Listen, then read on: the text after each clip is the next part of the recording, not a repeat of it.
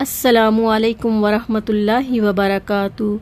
اللہ سبحانہ تعالیٰ نے سرکشی، حسد اور ظلم کے خوفناک انجام کو بیان کرنے کے لیے حضرت آدم علیہ السلام کے دو بیٹوں قابیل اور حابیل کا قصہ بیان فرمایا ہے کہ ان میں سے ایک نے دوسرے پر کس طرح زیادتی کی، حتیٰ کہ اسے قتل کر دیا، اور یہ محض سرکشی اور نعمت پر حسد کی وجہ سے تھا جس سے اللہ تعالیٰ نے اسے نوازا تھا کہ اس کی قربانی کو قبول کر لیا جو اس نے اخلاص کے ساتھ اپنے رب کی بارگاہ میں پیش کی تھی۔ سورہ المائدہ آیت نمبر 27 سے 31 میں ارشاد باری تعالیٰ ہے، وَاتْلُ عَلَيْهِمْ نَبَأَ ابْنَيْ آدَمَ بِالْحَقِّ۔ اے نبی صلی اللہ علیہ وسلم، آپ انہیں آدم کے دو بیٹوں کا واقعہ ٹھیک ٹھیک سنائیں جب ان دونوں نے قربانی کی تھی، پھر ان میں سے ایک کی قربانی تو قبول کر لی گئی اور دوسرے کی قربانی قبول نہ کی گئی۔ دوسرا بولا، میں تجھے قتل کر دوں گا۔ پہلے نے جواب دیا، اللہ تعالیٰ صرف پرہیزگاروں سے قبول کرتا ہے۔ حضرت آدم علیہ السلام کے ان دو بیٹوں کا قصہ یہ ہے، اللہ تعالیٰ نے حضرت آدم علیہ السلام کی شریعت میں انہیں اس بات کی اجازت دے دی تھی کہ ضرورت کے پیش نظر وہ اپنی بیٹیوں کا اپنے ہی بیٹوں سے نکاح کر دیں، لیکن انہوں نے یہ بھی بیان کیا ہے کہ آپ کے ہاں ہر دفعہ ایک بیٹے اور ایک بیٹی کی ولادت ہوتی تھی تو وہ ایک بار کی بیٹی کی دوسری بار کے بیٹے سے شادی کر دیتے تھے۔ حابیل کے ساتھ پیدا ہونے والی بہن خوبصورت نہ تھی، جبکہ قابیل کے ساتھ پیدا ہونے والی بہت خوبصورت تھی۔ اس نے یہ ارادہ کیا کہ وہ خود اس سے نکاح کرے، لیکن حضرت آدم علیہ السلام نے اس سے انکار فرما دیا، مگر یہ کہ دونوں قربانی کریں اور جس کی قربانی قبول ہو جائے تو وہ اس لڑکی سے نکاح کر لے۔ اس طرح حابیل کی قربانی قبول ہو گئی مگر قابیل کی قربانی قبول نہ ہوئی۔ پھر یہ واقعہ پیش آیا جسے اللہ سبحانہ تعالیٰ نے اپنی کتاب میں بیان فرمایا ہے۔ امام ابن ابو حاتم نے حضرت ابن عباس رضی اللہ عنہ کی روایت کو بیان کیا ہے کہ اس وقت اس بات سے منع کر دیا گیا تھا کہ لڑکی کی اس کے جڑواں بھائی سے شادی کی جائے، بلکہ اس کی شادی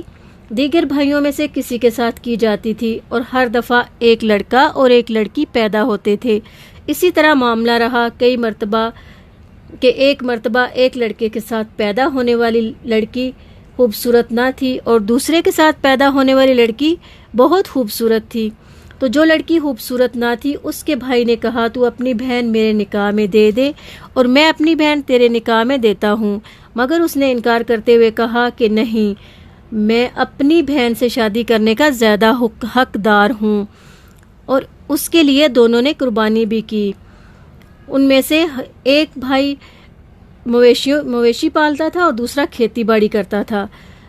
تو ایک نے بکری کی قربانی کی اور دوسرے نے کھیتی میں سے کچھ اللہ کی راستے میں قربانی کی، تو بکری والے کی قربانی قبول کر لی گئی اور دوسرے کی قبول نہ ہوئی۔ اور اس وقت قربانی کا پتہ اس بات سے چلتا تھا کہ آسمان سے ایک آگ آتی اور جو چیز قربانی کے لیے پیش کی جاتی تھی اسے بھسم کر دیتی تھی، تو اس نے اپنے ہی بھائی کو قتل کر دیا۔ انما یتقبل اللہ من المتقین، تو اللہ تعالیٰ پرہیزگاروں ہی سے قبول فرماتا ہے۔ اگر تو مجھے قتل کرنے کے لیے مجھ پر ہاتھ بڑھائے گا تو میں تجھ کو قتل کرنے کے لیے تجھ پر ہاتھ نہیں بڑھاؤں گا۔ بے شک مجھے تو اللہ رب العالمین سے ڈر لگتا ہے۔ جب کسی جرم یا گناہ کے بغیر بھائی نے اسے قتل کی دھمکی دی تو اس کے اس نیک بھائی نے اسے یہ جواب دیا تھا، تقویٰ کی وجہ سے اللہ نے جس کی قربانی کو قبول فرما لیا تھا کہ میں تمہاری اس بری حرکت کا جواب اس طرح کی بری حرکت سے نہیں دوں گا، کیونکہ اس طرح تو ہم دونوں گناہ کے اعتبار سے برابر ہو جائیں گے اور ہم میں کوئی فرق باقی نہیں رہے گا۔ میں تو اللہ رب العالمین سے ڈرتا ہوں کہ اس طرح کا کوئی کام کروں جس طرح کا کام تم کرنا چاہتے ہو، اس لیے میں تو صبر کروں گا اور اللہ تعالیٰ سے ثواب کی امید رکھوں گا۔ عبداللہ بن عمر کا قول ہے، اللہ کی قسم یہ شخص دونوں میں سے زیادہ بہادر اور طاقتور تھا، مگر تقویٰ کی وجہ سے اس نے کوئی زیادتی نہ کی۔ اسی وجہ سے حدیث میں آتا ہے، آپ صلی اللہ علیہ وسلم نے فرمایا،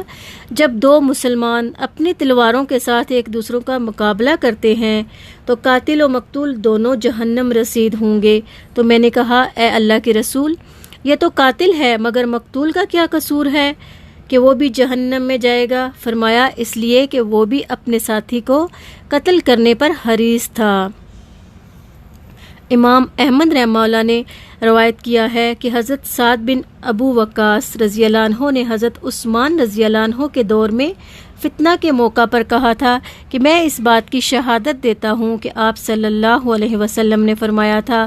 بلا شک و شبہ ان قریب ایک فتنہ رونما ہوگا جس میں بیٹھنے والا کھڑے ہونے والے سے بہتر ہوگا اور کھڑا ہونے والا چلنے والے سے بہتر ہوگا اور چلنے والا دوڑنے والے سے بہتر ہوگا۔ عرض کی اے اللہ کے رسول صلی اللہ علیہ وسلم، اگر وہ میرے گھر میں داخل ہو کر میری طرف اپنا ہاتھ دراز کرے تاکہ وہ مجھے قتل کر دے، آپ نے فرمایا اس صورت میں ابن آدم حابیل کی طرح ہو جاؤ جس نے قتل ہونا گوارا کر لیا تھا۔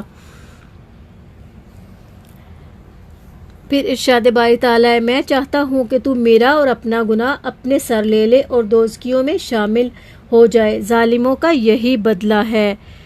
عبداللہ بن وہب نے عبد الرحمن بن زاہد بن اسلم سے اور انہوں نے اپنے باپ سے روایت کیا ہے کہ اس نے اپنے بھائی کو سر سے پکڑا تاکہ وہ اسے قتل کر دے، تو وہ اس کے سامنے لیٹ گیا۔ اس نے اس کے سر اور ہڈیوں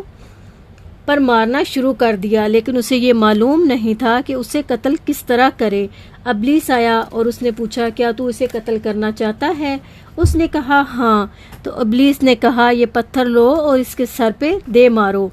اس نے ایسے ہی کیا کہ پتھر اس کے سر پر دے مارا جس سے اس کا سر پھٹ گیا اور وہ مر گیا۔ فَأَصْبَحَ مِنَ الْخَاسِرِينَ،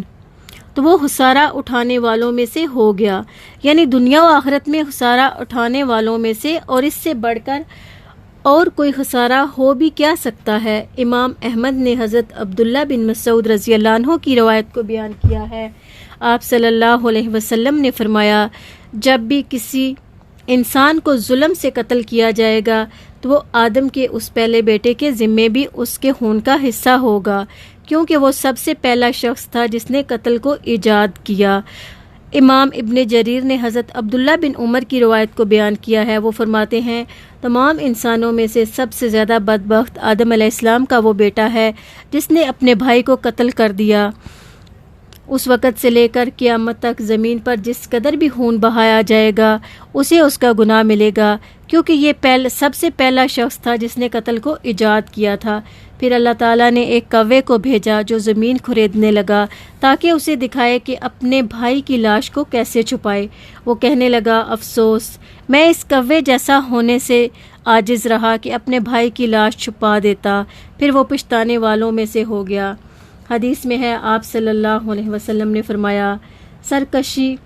سرکشی و قطع رحمی سے بڑھ کر اور کوئی گناہ ایسا نہیں ہے جس کی اللہ تعالیٰ آخرت میں سزا کے ساتھ ساتھ دنیا میں بھی جلد سزا دیتا ہے۔ اسی قانون قدرت کے مطابق قابیل کو بھی